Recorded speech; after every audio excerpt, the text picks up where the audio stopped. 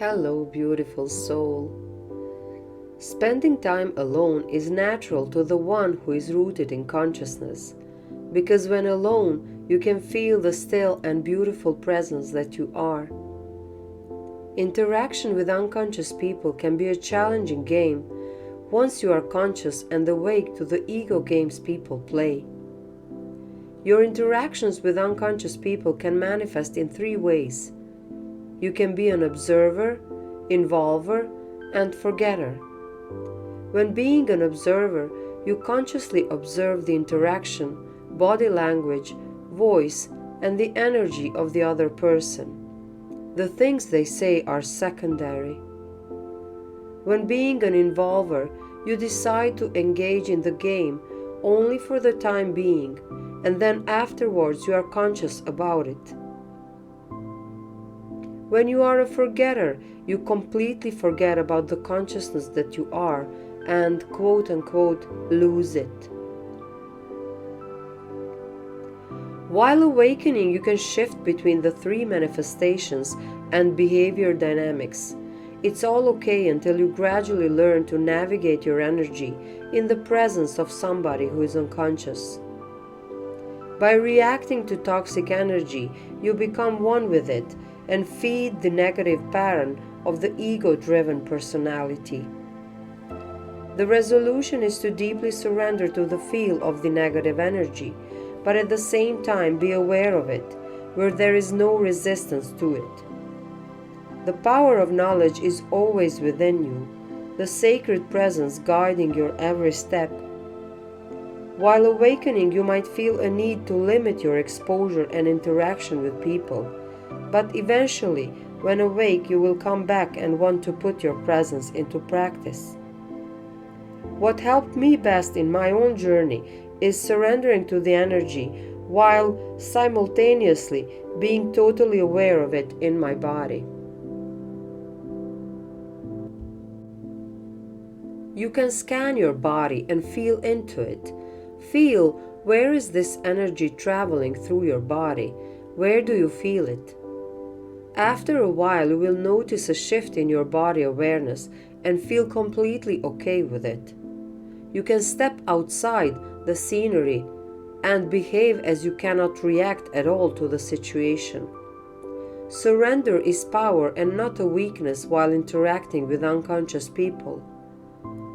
The only time, without exception, when you have to remove yourself from interaction completely is when there is physical abuse and verbal violence.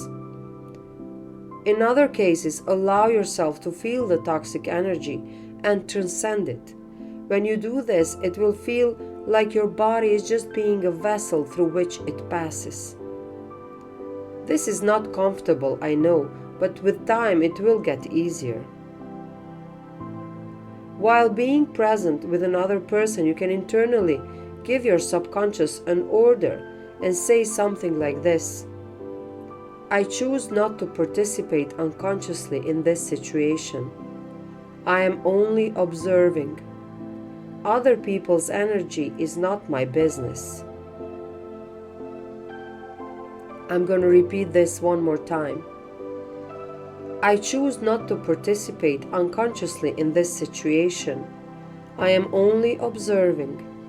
Other people's energy is not my business. The more you become conscious, it will be harder to deal with normal human unconsciousness. But at the same time, every time you apply your knowledge in staying present, each time it will get easier to transform energy. You can share your contentment and calmness through your posture, body language, and voice. You can be sensitive and aware when you slip into unconsciousness, because this is going to happen often until you learn to navigate through your awakened and healed body-mind, instead going on an autopilot through your pain body. Be aware that despite the presence practice through unconscious people in your life, you can always choose your relationships and how you want to spend time with and who you want to spend time with. And this is your greatest power. It's about being aware of the gravitational pull of other people's ego mind has on yourself and remembering to be a pure observer. Being among unconscious people, you are giving a great opportunity to spiritually grow and exercise your own mastery. If you are aware that you are getting unconscious around unconscious people, cherish every opportunity you get to practice your presence and awareness. The pattern while awakening might look something like this. First, you are unconscious and you interact on this level with people. Second phase comes when you want to remove yourself because it becomes too hard to observe and not react among unconscious people. And thirdly, you come back to practice your mastery, to put it to use while interacting. If you lose your presence, you just practice some more, because all is well. The most important thing is to not judge yourself and stay gentle while being in this process, because it is a process and the results will be accumulative over time. And definitely it will get easier with time to observe your energy and transform it. You can feel the energy of the city you live in, the country, or the collective energy of the planet as well, and practice the same by saying your anchoring affirmation.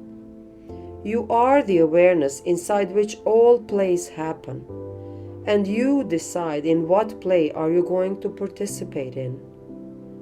Consciousness is here, your body is here too. Situations are going to happen throughout your life, but your participation is your decision. You can slip into unconsciousness mostly with your family, where much of the programming happens, but still you are free to choose. Once awake and aware, you can stay in a relationship only to practice your presence, without engaging into the play. Or you can remove yourself from it and allow the conscious awareness that you are to bring you a match mirror of your awakened self in the form of a person. As your seeing of yourself becomes stable, the need to respond becomes lesser. And at the same time, you will be guided to experience the sacred wholeness of awakened and evolved relationships, where you will experience an equal exchange of loving energy and bliss with another human being. This bliss has nothing to do with the ego stories, but rather with the awareness of the natural, effortless dance, beauty, and harmony. This is the gift that each awakened relationship holds. And it's your time to choose.